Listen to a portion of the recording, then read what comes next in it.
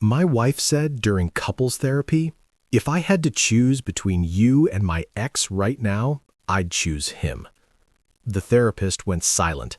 I stood up, looked at her, and said, then go choose him. I walked out. The voicemail she left that night begging me to come back went unanswered.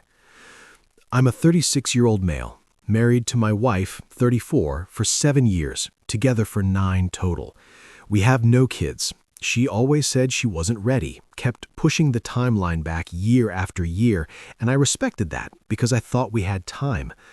Looking back, maybe that was a sign I should have paid more attention to. Maybe she was never planning a future with me. We'd been in couples therapy for about 3 months. Her idea, actually. She said we'd lost our spark and needed professional help reconnecting. I agreed immediately because I loved her and wanted to fix whatever was broken between us. I thought we were making real progress. The therapist seemed competent and insightful. We were communicating more openly than we had in years. I was learning her love language, or whatever they call it these days. I genuinely believed we were turning a corner. Last Tuesday was our usual session, 6 p.m. Same office, same uncomfortable leather couch. The therapist asked us to do an exercise, something about being radically honest about our deepest feelings. A safe space for truth, she called it. No judgment, no interruptions, just raw honesty from both of us. My wife went first. She talked about feeling disconnected lately, about how she sometimes wondered if she'd settled too quickly when she married me, about how she missed the passion and excitement of her 20s. Normal stuff, I thought. Every marriage has ups and downs. Every long-term relationship goes through phases where the excitement dims. Then the therapist asked her a question that changed everything in an instant. If you could go back and make a different choice about your life, would you? My wife got quiet, really quiet. The kind of quiet that makes your stomach drop through the floor because you can feel something terrible coming and you're powerless to stop it. Sometimes I think about him, she said softly, almost whispering. My ex, the one before you. I knew exactly who she meant. They dated for 2 years in her mid-20s. He'd broken up with her, actually. He moved away for a job opportunity and didn't want to do long distance. She'd been completely devastated when we first met. I helped her heal from that heartbreak. I was patient. I was kind. I was everything she said she needed. Or so I thought. The therapist nodded, encouraging her to continue exploring these feelings. I've been following him on social media. He moved back to the area about a year ago. He's not married. And I wonder sometimes, what if things had been different? What if he'd stayed? My heart was pounding so hard I could hear it in my ears, but I stayed quiet. Safe space for truth, right? That's what we agreed to. Do you ever reach out to him? The therapist asked gently. We've messaged a few times, nothing inappropriate, just catching up, seeing how each other are doing. News to me, complete and total news. She'd never mentioned any of this, not once in the year since he'd apparently moved back. The therapist turned to me. How does hearing this make you feel? Before I could even open my mouth to respond, my wife kept going, like a dam had suddenly broken and she couldn't stop the flood. I don't know if I married the right person. I love you, she looked at me with tears forming. I do, I really do. But I don't know if I'm in love with you anymore. There's a difference. And when I think about him, I feel alive, electric, the way I used to feel when everything was new and exciting. The therapist leaned forward in her chair. This is important work. Let's explore this feeling more deeply. If you had to choose right now, in this exact moment, between your husband and your ex, what would your gut tell you? I expected hesitation. I expected her to say she was confused and needed more time to process. I expected her to say it was complicated and she didn't know. I expected something that acknowledged the 7 years we built together. Instead, without missing a beat, she said, if I had to choose between you and him right now, I'd choose him. The room went dead silent. You could hear the air conditioning humming. The therapist's face went completely blank. Her professional training kicked in to hide her reaction, but I saw the flicker of shock before she masked it. She hadn't expected that answer either. In all her years of doing this, she probably hadn't heard something so brutally honest and devastating. I sat there for maybe 5 seconds. Felt like an hour. 7 years of marriage, 9 years of my life invested in this woman, building a home together, planning a future, supporting each other through hard times, and she just told me in front of a licensed witness that she'd choose a guy who dumped her years ago over me. I stood up slowly, then go choose him. I grabbed my jacket from the back of the chair. "Wait, that's not what my wife started, reaching for my arm. "No." I pulled away from her touch. "You just told me, in couples therapy specifically designed to save our marriage, that you'd pick your ex over me without hesitating, without even thinking about it. What exactly am I supposed to do with that information? Beg you to reconsider? Compete for your attention? No. You want him? Go get him. We're done." This was supposed to be a safe space. I was just being honest, like you always ask me to be. And I genuinely appreciate the honesty. Now I finally know exactly where I stand in your heart. It's not first place. Goodbye. I walked out, didn't look back, got in my car and drove straight to my buddy's apartment. He's my closest friend, known him since freshman year of college. I told him what happened over a bottle of whiskey. He didn't say much, which was exactly what I needed. Just listened and poured another drink when mine got empty. At 11:47 p.m., my phone buzzed. Voicemail from her. "Baby, please, I didn't mean it like that. It was just the exercise. I was being hypothetical. Please come home. I love you. I chose you 7 years ago. What I said came out completely wrong. Please call me back. I'm so sorry. Please, I'm begging you." I listened to it once, then I turned off my phone and went to sleep on my friend's couch. That was 4 days ago. Haven't been home since. Haven't returned any of her calls or texts. Haven't responded to a single message. Some people might think I'm overreacting, that I should have stayed and talked it through like adults. But here's the thing that keeps running through my mind. She didn't hesitate, not even for a second. Not even a flicker of doubt crossed her face. After 7 years of marriage, 9 years together, she didn't even pause before saying she'd choose someone else over me. That's not a slip of the tongue or a momentary lapse in judgment. That's the truth finally coming out in a moment when her guard was down. I'm meeting with a divorce attorney tomorrow morning. Update 1 week later. So, a lot has happened since my original post. First, the attorney meeting. I sat down with a family law specialist recommended by a colleague who went through his own divorce last year. Laid out the entire situation in detail. His assessment was pretty straightforward, but sobering. We own a house together, both names on the deed, purchased 5 years ago with money we both saved. We have retirement accounts, joint savings, 2 cars. No prenup because I was young and stupid and head over heels in love. In my state, everything gets split roughly 50-50 in a no-fault divorce. Doesn't matter that she emotionally cheated. Months of secret messaging her ex absolutely counts in my book. Doesn't matter what she said in therapy. The law doesn't care about feelings or betrayal or broken hearts.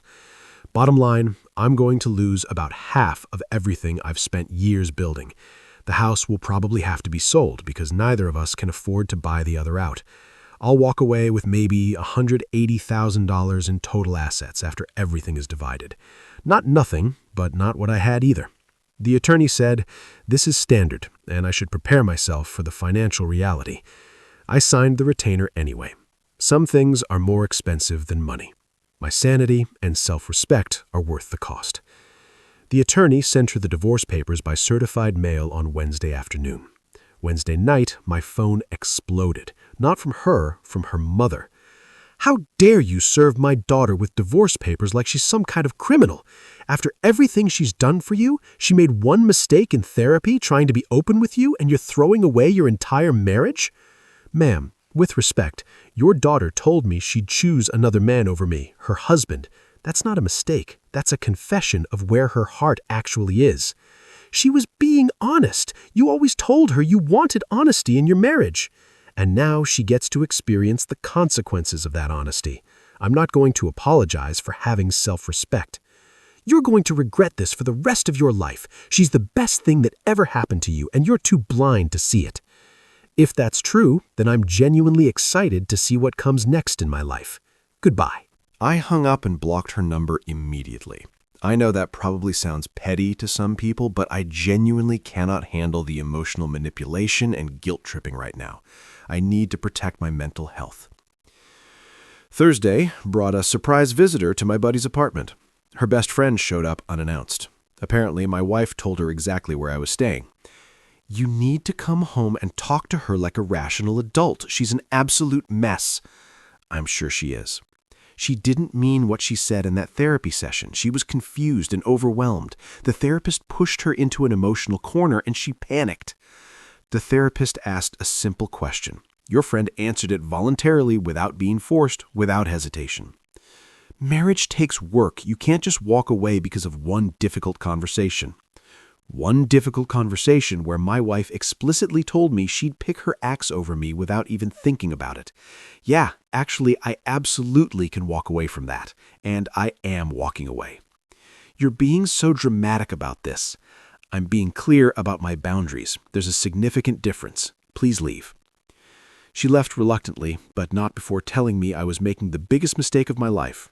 People really love that phrase, like they have some crystal ball that shows them the future. Friday evening, my wife finally got through to me by calling from a random number I didn't recognize. "Please, can we just talk face to face? I'll come anywhere you want. You name the place." There's nothing left to talk about. The papers are filed. The process has started. You can't just end 7 years of marriage like this over one moment. I'm not the one who ended it. You ended our marriage when you told a therapist you'd choose your ex over your husband without a moment's hesitation. I'm just making it official. I was trying to be honest. You always said honesty was the foundation of our relationship. And now you're getting complete honesty back. I, honestly, don't want to be married to someone who fantasizes about another man and admits it out loud in front of witnesses. That's my honest truth. This isn't fair. You're punishing me for being vulnerable. I'm protecting myself from someone who clearly doesn't value our marriage the way I do. That's not punishment. That's self-respect. That's self-preservation. She started crying on the phone, told me she loved me, that she'd made a terrible mistake, that she'd do absolutely anything to fix what she'd broken. "Have you messaged him since the therapy session?" I asked quietly. Silence on the other end. "Have you contacted your ex since I walked out of that room?" More silence. Then almost a whisper. I was upset and hurting. I needed someone to talk to who would understand. There it was, the truth revealing itself again. So, your very first instinct when our marriage was in complete crisis was to reach out to the man you said you'd choose over me without a moment's hesitation. Thanks for confirming, beyond any doubt, that I made the right decision. I hung up. Update 2, 3 weeks later. Things have gotten significantly messier and more revealing about who my life really is. She hired an attorney. Not just any attorney, an aggressive pit bull type known around town for brutal divorce tactics and maximizing settlements. Her parents are paying for the entire thing. Apparently, the first clear sign that this isn't going to be the amicable split I had naively hoped for. Her lawyer's opening move was demanding I immediately vacate the marital home so she could move back in. She'd been staying with her parents since I left, and apparently that was traumatic and humiliating for her. My attorney pushed back firmly. The house is jointly owned by both of us. Neither party has any legal obligation to leave until it's sold or the divorce is finalized. But the aggressive demand told me everything I needed to know about how this was going to proceed. Then came the financial discovery process, standard divorce procedure. Both sides have to fully disclose all assets, debts, income sources. Her attorney is now claiming I hid money from her because my salary increased by $15,000 last year due to a promotion I received. I didn't hide a single thing. It's all right there on my tax returns that she signed. But they're trying to argue I should have proactively informed her about future earning potential and that the promotion represents hidden value. My attorney says this is just posturing, trying to negotiate from a position of manufactured strength, but dealing with it is still exhausting and expensive. The ex situation developed in interesting ways, too. Through mutual friends who still talk to both of us, I learned some details that painted a much fuller picture of what had really been happening. Turns out, Her ex had reached out to her first about 6 months ago. He reconnected through Instagram with a casual message. It started with innocent, "How are you doing?" messages that gradually became more personal over time. She never mentioned any of this to me, not once in 6 entire months. She'd been in regular contact with this guy while supposedly working on saving our marriage with me. The couples therapy was never really about saving our marriage. It was about easing her guilt while she figured out whether her ex was a viable option for her future. When I brought this up through our attorneys, because we're not supposed to communicate directly anymore, her response through her lawyer was very telling. She didn't deny any of it. She just said the conversations were emotionally supportive and not romantic in nature. Cool. So my wife was getting secret emotional support from her ex for 6 months while we were actively paying for marriage counseling together. Totally normal, healthy marriage behavior. Her family has been absolutely relentless in their campaign. Her father actually called my workplace asking to speak with me directly. HR had to get involved because he showed up in the lobby twice demanding to see me.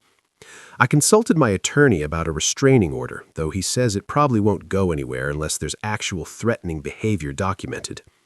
Her sister started a text campaign from multiple different phone numbers I didn't recognize. Same theme every single time. I'm destroying the family, I'm being needlessly cruel, I need to be a man and fight for my marriage.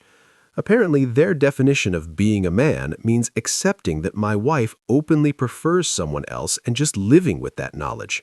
Fighting to keep someone who doesn't want to be kept. No thanks. But here's where things got really interesting and somewhat satisfying. Her ex, he's not actually interested in her the way she thought he was. A mutual friend who knows the situation showed me his recent Instagram stories. He's been dating someone else for the past 4 months. Seems pretty serious, too. Vacation photos together, meeting each other's families, the whole relationship progression deal. My wife apparently either didn't know this crucial detail or chose to completely ignore it while fantasizing about him. So she blew up a real marriage for a fantasy that never existed, a guy who dumped her once before and is clearly not available to her now. And she chose that impossible fantasy over me. I'd almost feel sorry for her situation if she hadn't spent the last 3 weeks trying to take me to the cleaners financially while painting me as the villain. The house went up for sale last week, listed at $485K based on comparable sales in the neighborhood. We should each walk away with around $90K after the mortgage is paid off, assuming it sells reasonably close to asking price. That's the only silver lining in this entire mess. My attorney says we should be able to finalize everything within the next 2 months if she stops fighting every minor point in detail. But her attorney keeps filing motions to delay and extend timelines. The longer this drags out, the more expensive it gets for both of us in legal fees. But her parents are bankrolling her entire legal strategy, so she has no incentive to be reasonable or efficient. I'm still staying with my buddy. It's cramped and inconvenient, but it's temporary. Once the house sells and I get my share, I'll get my own place. Start completely fresh. Figure out who I am outside of a marriage I genuinely thought would last forever. Update 3. 2 months later. Final. It's done. I signed the final papers last week. Officially divorced after 7 years of marriage and 9 years together. The final settlement was about what my attorney had predicted from the beginning. House sold for $472K, slightly under asking price, but the market's been unpredictable lately. After mortgage payoff and all the selling costs and commissions, we each walked away with about $83K. Retirement accounts got split exactly down the middle. She kept her car, I kept mine. Personal belongings divided based on who originally bought what and what we could agree on. Total cost of the divorce process? About $14K in legal fees for me. Her parents spent considerably more on her aggressive attorney, probably close to $25K, worth every penny I spent for my peace of mind and closure. The final month was exhausting, but also deeply revealing about who she really is. Her attorney tried one last desperate play in the final stretch, claiming she was entitled to ongoing spousal support because she'd sacrificed career opportunities to support our marriage and home. My attorney demolished this argument in about 10 minutes flat. She makes $67K a year as a project manager at a reputable company. I make $92K as an engineer. We have no children together. She wasn't a stay-at-home spouse who gave up her career trajectory for our family. She was a working professional who simply happens to earn less than me. That's not grounds for alimony in any reasonable interpretation of the law.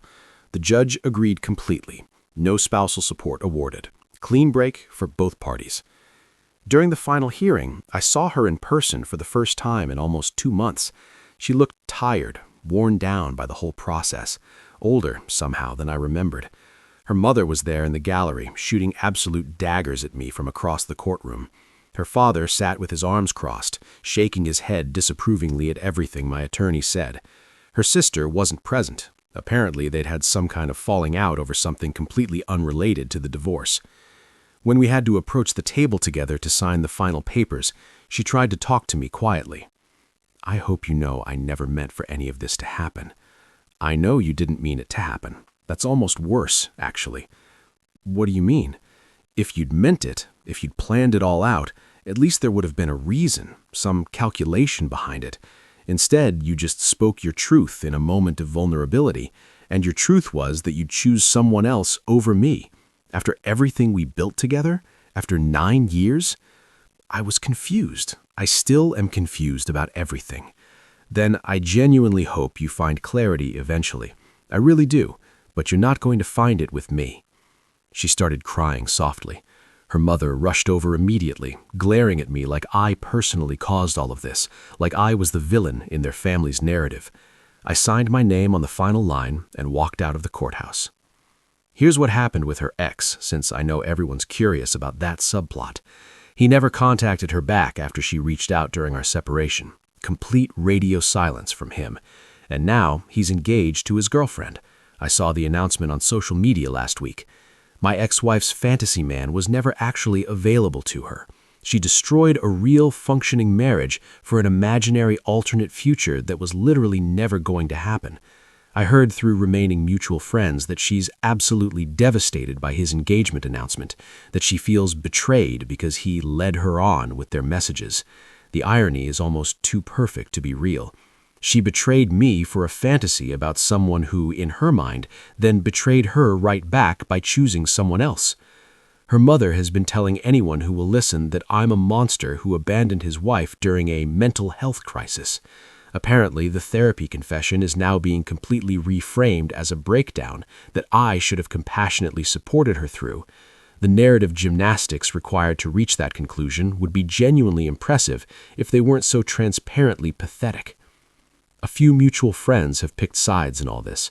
Most went with her. She's always been better at the sympathy game and generating emotional support, and her family has been working overtime on the public relations campaign. I lost about 6 friends I thought were genuine and loyal. The handful who stuck around and heard my side are the ones who actually mattered anyway. My buddy let me stay with him the entire time without complaint, never asked for rent money, never made me feel like a burden even for a moment. When I tried to pay him for the extra utilities I'd used, he told me to put it toward my new apartment deposit instead. That's what real friendship looks like. I moved into my own place 2 weeks ago. 1-bedroom apartment, nothing fancy or impressive, but it's completely mine. Quiet neighborhood, clean space, no reminders of a life that's completely over now. Am I bitter about how things ended? Sometimes, honestly.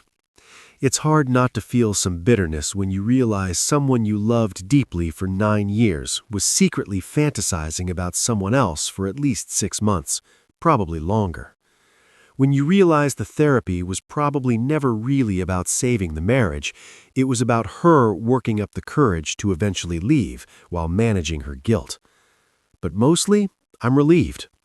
The worst part was never the divorce itself. It was the years of sensing that something was off, but not being able to name it or address it directly. Now I finally know the truth. And knowing, even when the truth hurts deeply, is better than the alternative of living in uncertainty. She sent me one final message last week, after the divorce was completely finalized. It came through email since I blocked her everywhere else. I know you probably won't read this, but I need to say it anyway. I'm sorry. Not for what I said in therapy. I've come to realize I actually meant it at the time, and you deserve to know the truth about where my head was at. I'm sorry for not being brave enough to say it sooner, before we wasted more years. I'm sorry for wasting your time and your love. I hope you find someone who chooses you first every single time. You deserve that. For me, and I couldn't give it to you. I read it carefully. I didn't respond. There was nothing meaningful left to say between us. She was right about one thing, though. I do deserve someone who chooses me first, without hesitation, and now I have the opportunity to find that person. Even if it takes a while to trust again, even if it means being alone for now while I heal. The house we built together belongs to someone else now. The future we planned together is gone completely.